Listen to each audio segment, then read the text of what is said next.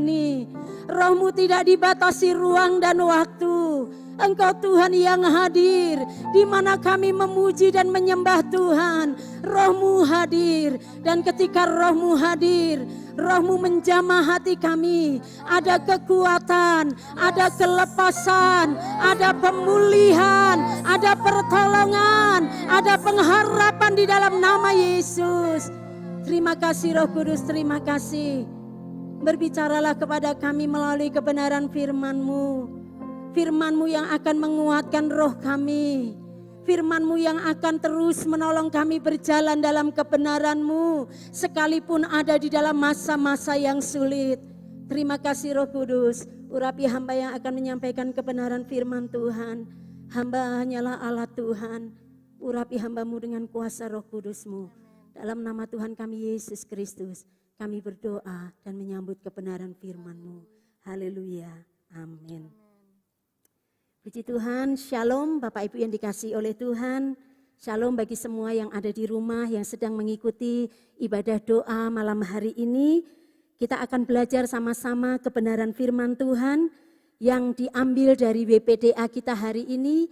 Kalau Bapak Ibu yang rutin tekun membaca WPDA Alkitab 2 tahun itu, Bapak Ibu bisa melihat bahwa hari ini kita pembacaan kita sampai di dalam kitab Kejadian pasal yang pertama sampai pasal yang ke-9 ayat yang ke-19, Matius 4 ayat 12 sampai 22, kemudian Mazmur pasal 4 ayat 5 sampai 9 dan Amsal pasal 2 ayat 6 sampai yang ke-15.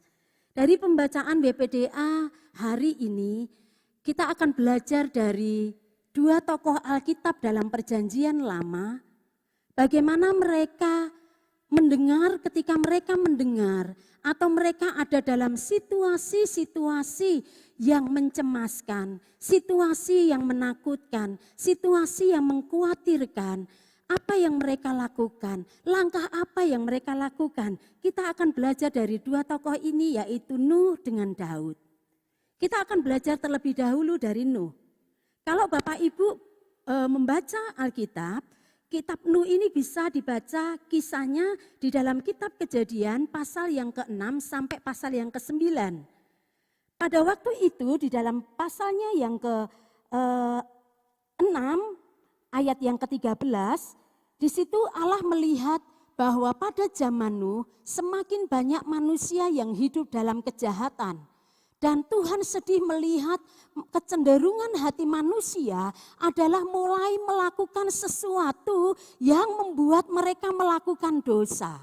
Kemudian di dalam ayat yang ke-13, Allah berfirman kepada Nuh. Allah berkata, aku telah memutuskan untuk mengakhiri hidup segala makhluk. Sebab bumi telah penuh dengan kekerasan oleh mereka. Jadi aku akan memusnahkan mereka bersama dengan bumi. Kemudian lanjut di dalam ayat yang ke-17. Sebab sesungguhnya aku akan mendatangkan air bah meliputi bumi untuk memusnahkan segala yang hidup dan bernyawa di kolong langit. Segala yang ada di bumi akan mati binasa. Stop kisah ini sampai di sini dulu. Coba bayangkan Bapak Ibu yang mendengar berita seperti ini.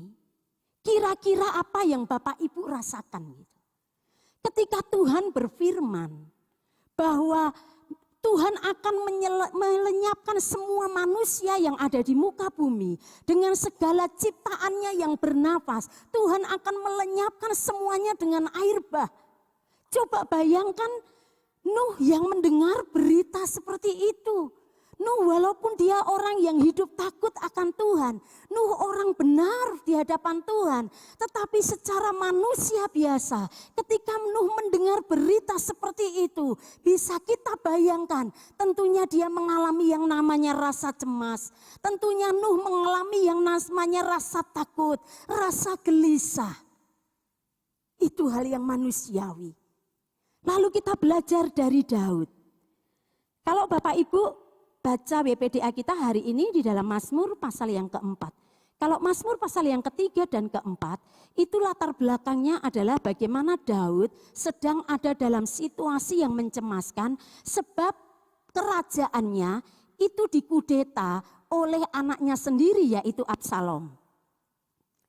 Kemudian kalau Bapak Ibu mau membaca keseluruhan kitab Daud, Bapak Ibu bisa baca di dalam kitab Perjanjian Lama, 2 Samuel pasal yang ke-15 sampai pasal yang ke-19. Apa yang terjadi dengan Daud? Di dalam 2 Samuel pasal 15 ayat yang ke-12 atau ayat yang ke-15, di situ judul perikopnya adalah Absalom melakukan persepakatan gelap. Persepakatan gelap untuk apa? Untuk mengkudeta kerajaan ayahnya sendiri yaitu Daud. Untuk melengsarkan Daud sebagai raja. Oleh sebab itulah Absalom dengan cara-caranya yang licik berusaha menarik atau mencuri hati bangsa Israel pada waktu itu. Mencuri hatinya rakyat supaya condong ke dia.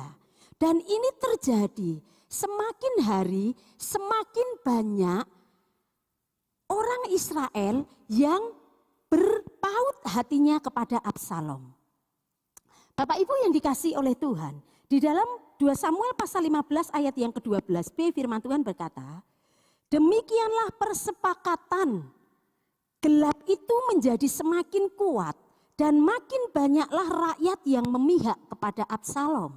Kemudian ayat yang ke-13 firman Tuhan berkata, lalu datanglah seorang mengabarkan kepada Daud katanya, Daud, hati orang Israel telah condong kepada Absalom.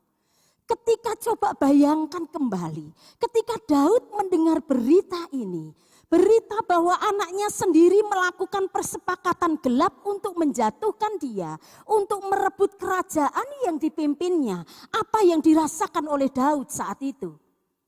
Kembali lagi sebagai manusia biasa, tentunya Daud merasa sesak. Tentunya Daud merasakan yang namanya ketakutan. Daud merasakan yang namanya kegelisahan. Ini terlihat sekali dalam statementnya di dalam ayat yang ke-14. Daud mengatakan, kemudian berbicaralah Daud kepada semua pegawainya yang ada bersama-sama dengan dia di Yerusalem. Bersiaplah, marilah kita melarikan diri, sebab jangan-jangan kita tidak akan luput daripada Absalom. Pergilah dengan segera supaya ia jangan lekas menyusul kita dan ia mendatangkan celaka atas kita dan memukul kota ini dengan mata pedang. Ini menunjukkan bahwa ketika mendengar berita itu, Daud merasakan takut, Daud merasakan cemas, Daud merasakan gelisah. Ini yang dialami oleh dua tokoh ini ketika mendengar berita yang tidak menyenangkan. Nuh dan Daud. Namun Bapak Ibu yang dikasihi oleh Tuhan, sebagai manusia biasa Nuh dan Daud, pasti cemas, gelisah, takut, khawatir saat mendengar berita yang tidak menyenangkan. Namun Alkitab mencatat bahwa Nuh adalah orang yang hidup benar di hadapan Tuhan. Alkitab juga mencatat Daud adalah orang yang hidup takut akan Tuhan.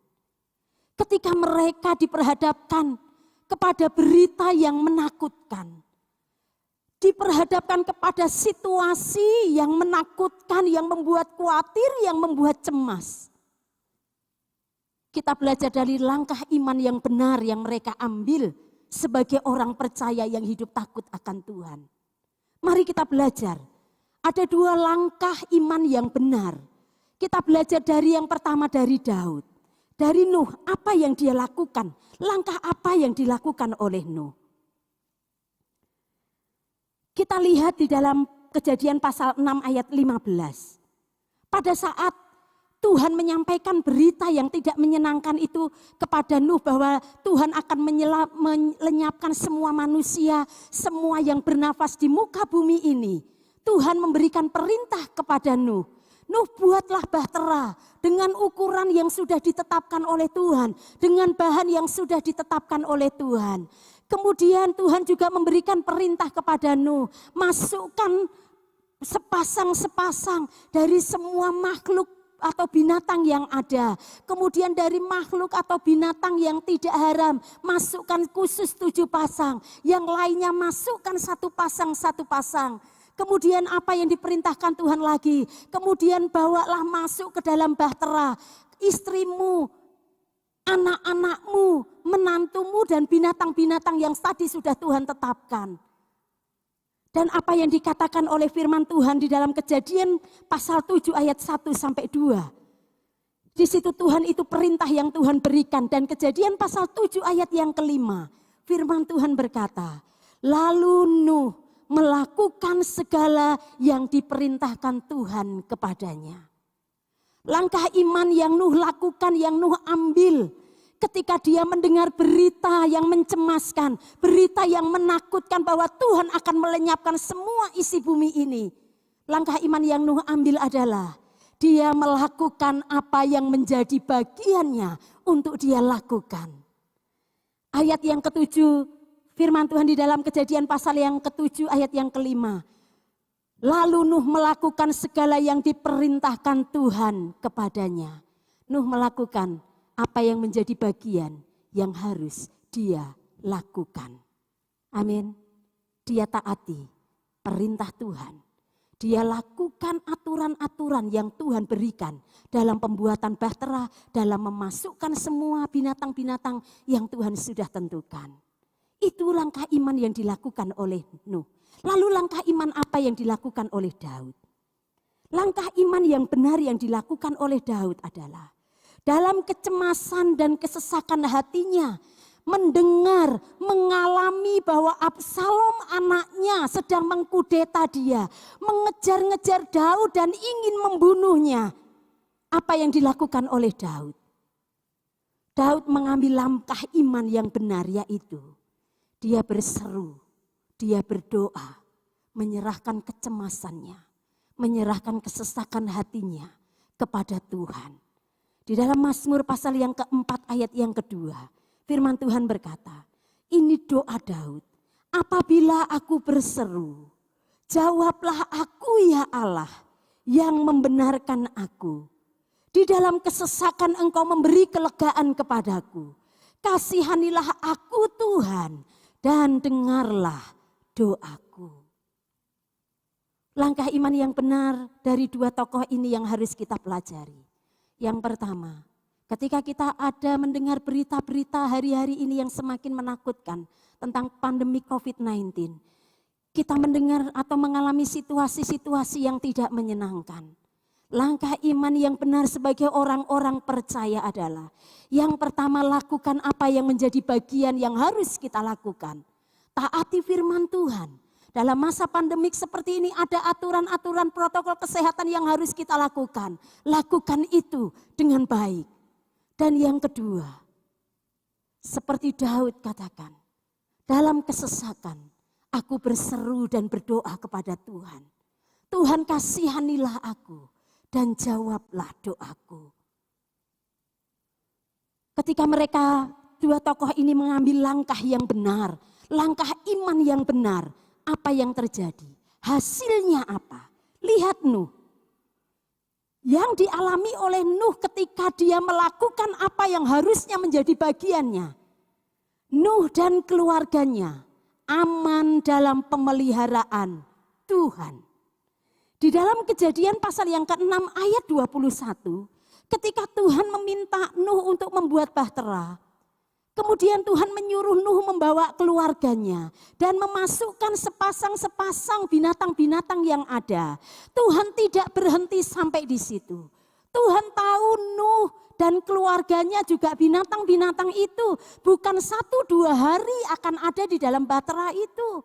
Alkitab mencatat bahwa Nuh masuk dalam bahtera itu ketika Nuh umur 600 tahun. Kemudian ketika Nuh disuruh Tuhan untuk keluar dari bahtera itu, tahun sudah menunjukkan tahun 601. Itu berarti Nuh ada di dalam bahtera itu 1 tahun lebih. Tuhan sudah jauh lebih tahu apa yang Nuh butuhkan di dalam bahtera. Oleh karena itu di dalam Kejadian 6 ayat 21, mungkin ada orang yang pernah bertanya waktu itu, mengatakan lalu gimana mereka makan apa? Kan bahaya kalau enggak ada makanan nanti bisa saling memakan satu dengan yang lain. Tetapi Tuhan yang memimpin itu tidak setengah-setengah. Di dalam Kejadian 6 ayat 21 firman Tuhan katakan, dan engkau bawalah bagimu segala yang dapat dimakan, kumpulkanlah itu padamu untuk menjadi makanan bagimu dan bagi mereka. Wow. Nuh mengalami rasa aman dalam pemeliharaan Tuhan. Yang kedua, Nuh mengalami rasa aman dalam perlindungan Tuhan. Di dalam Kejadian 7 ayat 23 firman Tuhan katakan, demikianlah dihapuskan Allah segala yang ada. Hanya Nuh yang tinggal hidup dan semua yang bersama-sama dengan dia dalam bahtera itu. Hasil dari langkah iman yang benar dalam situasi, dalam berita-berita yang mencengangkan, menakutkan. Nuh aman dalam pemeliharaan Tuhan dan Nuh aman dalam perlindungan Tuhan. Lalu bagaimana dengan Daud? Ketika dia mengambil langkah yang benar, dia berseru dan menyerahkan semua ketakutannya, persoalannya, kecemasannya kepada Tuhan. Hasilnya apa? Daud percaya bahwa Tuhan pasti akan menunjukkan kebaikannya. Kalau Bapak Ibu baca di dalam Mazmur pasalnya yang keempat. Mazmur pasalnya yang keempat, ayat yang kedua. Apabila aku berseru, jawablah aku ya Allah, yang membenarkan aku di dalam kesesakan. Engkau memberikan kelegaan kepadaku. Kemudian di dalam ayatnya yang ketujuh. Banyak orang berkata, siapa yang akan memperlihatkan yang baik kepada kita? Biarlah cahaya wajahmu menyinari kami ya Tuhan. Ketika Daud mengambil langkah iman yang benar dalam situasi yang menakutkan, apa yang hasil dari yang didapatkan oleh Daud adalah dia katakan, Tuhan, ketika aku berseru kepadamu, aku percaya wajahmu menyinari aku. Daud sedang berkata, Tuhan, kalau wajahmu menyinari aku, engkau sedang menyatakan kebaikan-kebaikanmu bagi hidupku. Oleh sebab itulah ayat 8 dikatakan, engkau telah memberikan sukacita kepadaku. Ini sesuatu yang tidak gampang Bapak Ibu. Dalam keadaan cemas, dalam keadaan takut, Daud bisa mengatakan, Tuhan engkau memberikan sukacita itu kepadaku. Karena apa? Daud yakin wajah Tuhan itu menyinari dirinya. Dan ketika wajah Tuhan itu menyinarinya, maka percaya ada kebaikan-kebaikan yang Tuhan pasti nyatakan. Kemudian yang luar biasa lagi, yang dialami oleh Daud ayat yang ke-9. Daud berkata, dengan tentram aku mau membaringkan diri, lalu segera tidur. Sebab hanya engkaulah ya Tuhan yang membiarkan aku diam dengan aman. Luar biasa ketika kita melakukan atau mengambil langkah iman yang benar. Sekalipun kita ada dalam situasi seperti sekarang ini. Pandemi COVID-19 yang belum berakhir ketika kita memasuki tahun 2021. Bahkan mungkin kita mendengar berita yang lebih menakutkan lagi, mengkhawatirkan lagi. Ada begitu banyak orang yang mulai terpapar dengan virus ini. Ada orang-orang yang mulai pekerjaannya, usahanya terdampak karena COVID-19 ini. Ada begitu banyak kesulitan yang terjadi akibat pandemik ini. Lalu dalam situasi seperti ini, apakah kita akan menjalani hari-hari kita dengan terus-menerus dikuasai oleh ketakutan, kecemasan, kekhawatiran setiap hari? Sebagai anak-anak Tuhan, kita orang Kristen bukan sekedar orang yang beragama dan tidak punya Tuhan. Bapak, Ibu, dan saya adalah orang-orang Kristen, orang-orang yang punya Tuhan, orang Kristen yang menyembah Tuhan yang benar, Tuhan yang berkuasa, Tuhan yang ajaib. Tuhan pasti sanggup menolong kita melewati masa-masa sulit ini. Yang terpenting adalah lakukan bagian yang harus kita lakukan. Tetaplah bekerja, tetaplah melayani seperti bagaimana kita seharusnya melayani. Namun tetap lakukan bagian kita untuk mengikuti aturan-aturan protokol kesehatan. Dan yang kedua, ketika kita ada dalam situasi yang sulit saat ini, jangan pernah lupakan untuk berdoa, menyerahkan hidup kita kepada Tuhan. Maka janjinya, Dia akan menggantikan kecemasan, ketakutan kita dengan sukacita di dalam Tuhan. Sukacita karena kita meyakini bahwa kita punya Tuhan yang besar. Tuhan yang sanggup menolong dan memberkati kita. Tuhan yang sanggup mencukupkan kebutuhan kita sekalipun kita ada di dalam masa-masa yang sulit hari-hari ini. Bapak Ibu yang dikasihi oleh Tuhan, saya akan membaca sebuah statement dari seorang yang bernama Charles Stanley. Beliau mengatakan seperti ini, sementara engkau melalui lembah kekelaman, engkau akan menemukan jejak kaki Yesus di depanmu, di sampingmu. Kalau kita percaya bahwa Tuhan yang memimpin hidup kita, kalau kita percaya bahwa Tuhan yang menyertai kita ada di sekeliling hidup kita, tidak ada kecemasan yang tidak bisa digantikan dengan pengharapan. Tidak ada ketakutan yang tidak bisa digantikan oleh Tuhan dengan keberanian menghadapi situasi ini. Karena ada Tuhan yang menolong kita, Allah Immanuel yang menyertai kita. Dia yang berjalan di depan kita. Kalau Tuhan yang berjalan di depan kita, pasti Tuhan akan memimpin kita kepada jalan yang aman. Kalau Tuhan yang ada di samping kita menyertai kita, apa yang perlu kita takutkan dan cemaskan? Kalaupun sebagai manusia biasa kecemasan itu muncul, ketakutan itu ada. Jangan biarkan itu menguasai hidup kita setiap hari. Ambil langkah iman yang benar sebagai anak-anak Tuhan. Aku percaya Tuhan Engkau Allah Immanuel menyertai hidupku. Aku percaya Ebenezer sampai hari ini Tuhan menolongku. Besok Ebenezer, selanjutnya Ebenezer. Amin. Beberapa hari yang lalu kami bertemu dengan seorang jemaat gitu.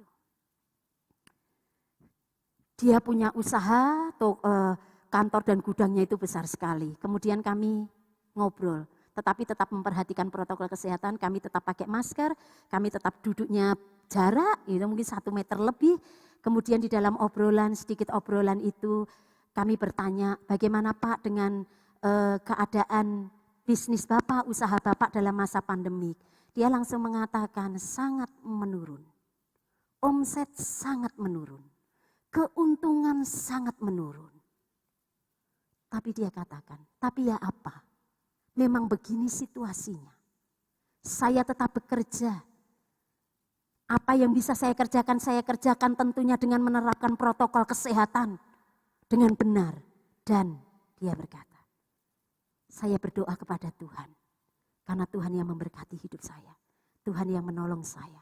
Dan sampai hari ini usahanya tetap berjalan. Sekalipun mengalami penurunan, dia tetap merasakan pimpinan dan pemeliharaan Tuhan. Bagaimana dengan Bapak Ibu saat ini? Yang ada di rumah yang sedang mengikuti ibadah doa malam. Kalau hari-hari ini Bapak Ibu sedang dicemaskan karena berita-berita COVID-19. Atau Bapak Ibu ada yang sedang mengalami situasi yang tidak menyenangkan. Bisnisnya lagi terpuruk, usahanya terpuruk, kesehatannya kok kayaknya ya terpuruk. Bahkan ada mungkin yang sedang terpapar COVID-19. Bapak Ibu mungkin itu kalau kita biarkan menguasai hati kita, itu akan lama-lama akan mengkikis iman kita, menghancurkan iman percaya kita kepada Tuhan dan firman-Nya. Tetapi malam hari ini firman Tuhan mengingatkan Bapak Ibu dan saya, mari serahkan kecemasan kita kepada Tuhan. Mari serahkan ketakutan kita kepada Tuhan. Sebab Dia Tuhan yang menuntun hidup kita, menyertai kita. Saya mengajak Bapak Ibu semua akan tunduk kepala di hadapan Tuhan. Bapak Ibu yang merasakan rasa takut hari-hari ini. Rasa cemas hari-hari ini. Sehingga Bapak Ibu merasakan karena kecemasan itu menghalangi hubungan pribadi Bapak Ibu dengan Tuhan. Bapak Ibu mulai susah untuk mempercayai firman Tuhan. Bapak Ibu mulai meragukan janji-janji Tuhan, meragukan kuasa Tuhan. Malam hari ini mari kita bawa dalam doa. Terima kasih Tuhan. Terima kasih Tuhan. Taruhlah tangan Bapak Ibu malam hari ini di dada. Serahkan Tuhan, ini kecemasan yang aku rasakan. Tuhan, ini ketakutan yang sedang aku rasakan, ini kekhawatiran yang sedang aku rasakan karena situasi hari-hari ini. Aku menyerahkan hidupku kepadamu Tuhan. Tuhan yang pimpin hidupku, Tuhan yang pimpin hidupku. Aku aman dalam pimpinan dan penyertaan Tuhan. Mari saya mengajak Bapak Ibu nyanyikan pujian. Kidung Kesukaan nomor 99. Tenanglah kini hatiku. Haleluya. Terima kasih Tuhan.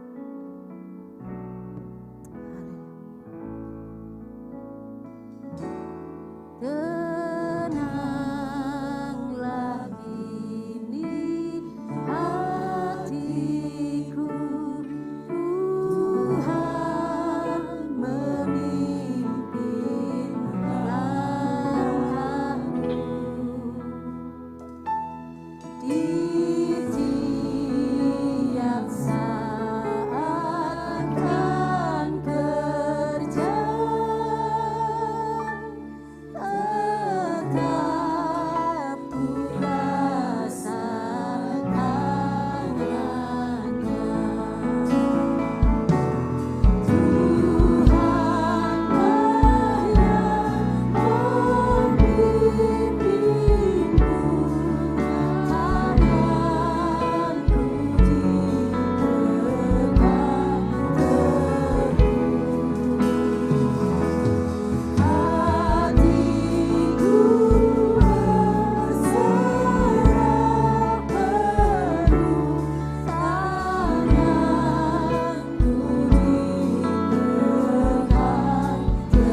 teguh.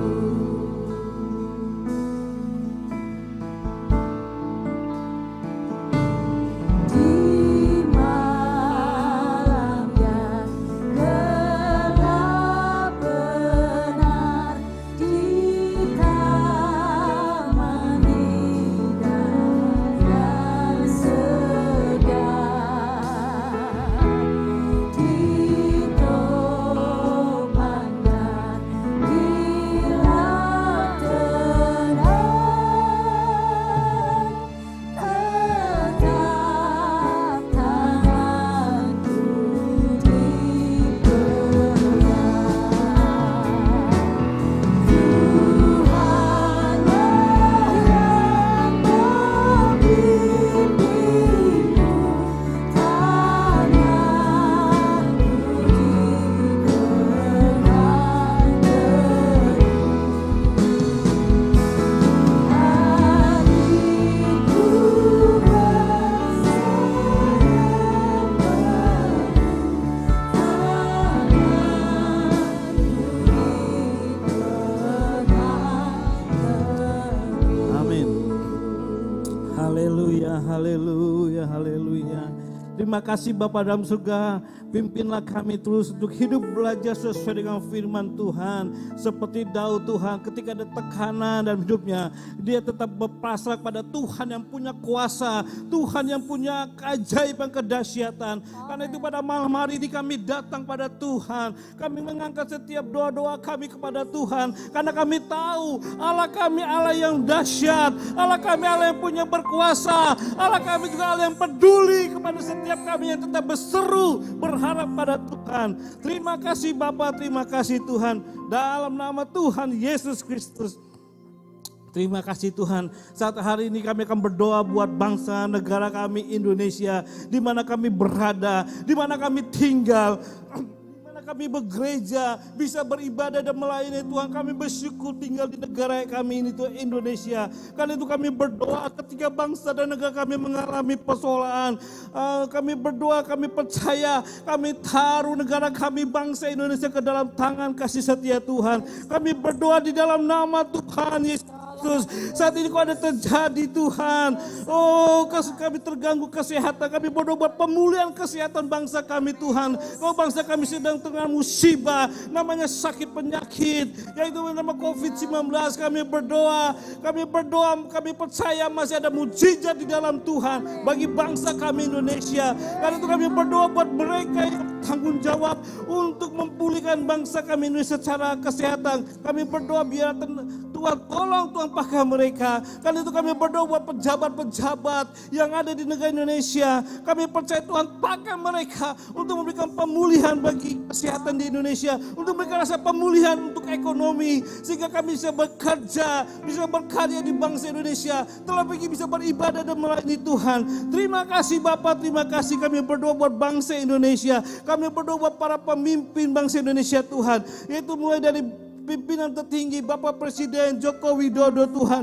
Kiranya Tuhan mengurapi, kiranya Tuhan memberkati setiap kebijakan-kebijakannya. Itu dapat ditaati oleh para menteri serta pejabat-pejabat daerah dan serta rakyat dipimpinnya. Dan kami percaya kebijakannya Tuhan akan tolong sehingga bisa memulihkan bangsa Indonesia. Dalam nama Tuhan Yesus, berkati Bapak Presiden kami Tuhan beserta wakil, para menteri, pejabat-pejabat daerah seperti gubernur, wali kota, bupati, aparat keamanan, kepolisian dan tentara Republik Indonesia. Kami berdoa dalam nama Tuhan Yesus Kristus. Kami letakkan mereka dalam tangan Tuhan. Biar Tuhan dipermuliakan. Terima kasih Bapak, terima kasih. Kami berdoa buat bangsa Indonesia. Mereka yang ada di provinsi-provinsi Tuhan, di pulau-pulau, di kota-kota maupun di desa. Kami berdoa biar damai, sejahtera, keamanan terjadi di bangsa Indonesia Tuhan. Baik yang ada di Pulau Sumatera, Pulau Jawa, Pulau Bali, Kalimantan, Sulawesi, Kepulauan Maluku dan Papua. 34 provinsi kami berdoa dalam nama Tuhan Yesus. Biar ada pemulihan terjadi, ada damai sejahtera terjadi Tuhan. Sehingga setiap rakyat yang berada di Malaysia, mereka boleh bebas beribadah, mereka boleh bebas bekerja berkarya. Karena Tuhan berserta dengan mereka. Dalam nama Tuhan Yesus, dalam nama Yesus Tuhan, kami serahkan ke mereka ke dalam tangan kasih setia Tuhan. Inilah bangsa Indonesia. Kami berdoa serahkan ke dalam tangan Tuhan. Biar Tuhan memberkati. Hujan pertobatan, keselamatan terjadi dalam nama Tuhan Yesus Kristus. Terima kasih Tuhan. Kami juga berdoa buat setiap gereja-gereja yang ada di Indonesia Tuhan. Kiranya Tuhan pakai mereka, Tuhan mengurapi dan memberkati setiap kegiatan-kegiatan gereja.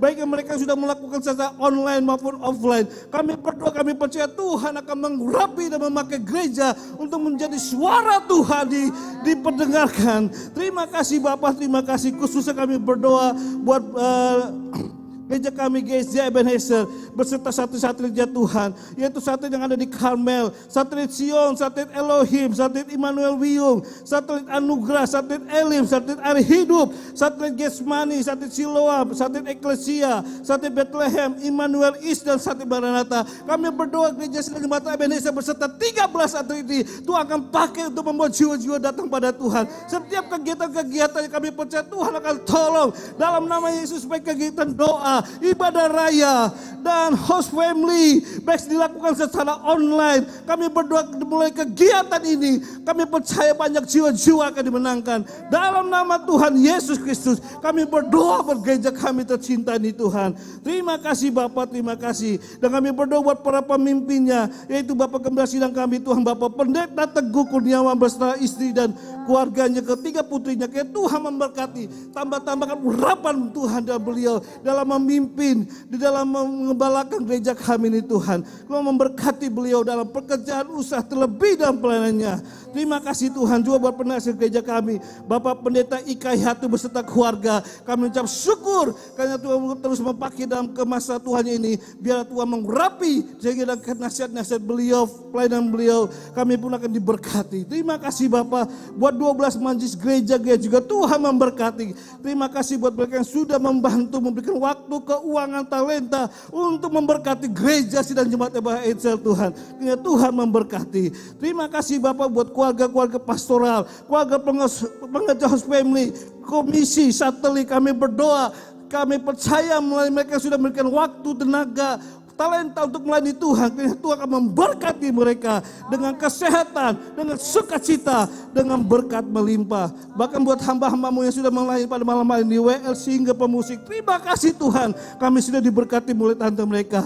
Terima kasih Bapak, terima kasih. Dan kami berdoa buat seluruh sidang jemaat Tuhan, Ebenezer bersatu-satu, di mana mereka yang baik mereka sedang beribadah bersama kami pada malam hari ini yang ada di rumah. Kalau ada yang sakit, kami berdoa dalam nama Tuhan Yesus Kristus.